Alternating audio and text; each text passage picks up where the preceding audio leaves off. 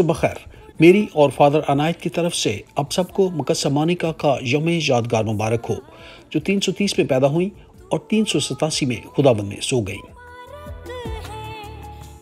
مقدسہ Monica مسیحی تھیں، لیکن ان کے والدین نے ان کی شادی ایک غیر مسیحی سے کر دی۔ مقدسہ مونیکا کے خاوند اگرچہ بہت پرکشش تھے، لیکن بہت غصے والے تھے۔ مقدسہ مونیکا کو اپنے خاوند کے ساتھ ساتھ اپنی ساس کو بھی برداشت کرنا پڑتا تھا۔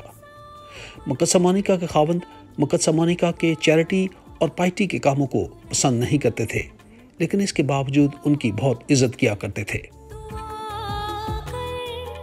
مقدسہ مونیکا کی دعائیں رنگ لائیں اور وہ اپنے خاوند اور اپنی ساس کو مسیحی کرنے میں کامیاب رہیں۔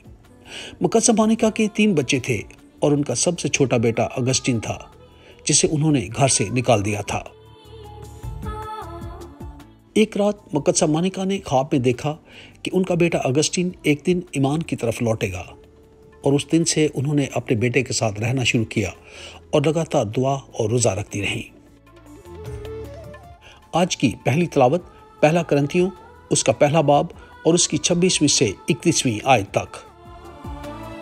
لیکن تم اسی کی طرف سے مسیح یسوع میں ہو، جو ہمارے لیے خدا کی طرف سے حکمت، صداقت، پاکیزگی اور مخلصی ہے۔ آج کی انجیل مقدس متی کے مطابق اس کا 25واں باب اور اس کی 14ویں سے 30ویں آیت تک۔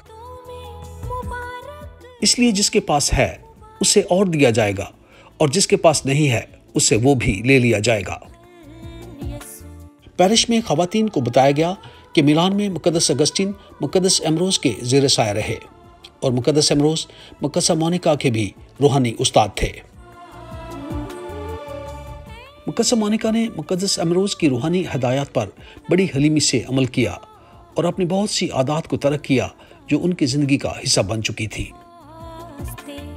مقدسہ مونیکا میلان میں عورتوں کے روحانی گروپ کی رہنما بھی تھی، اور انہوں نے مقدس اگسٹین کے لیے ہمیشہ دعائیں جاری رکھی۔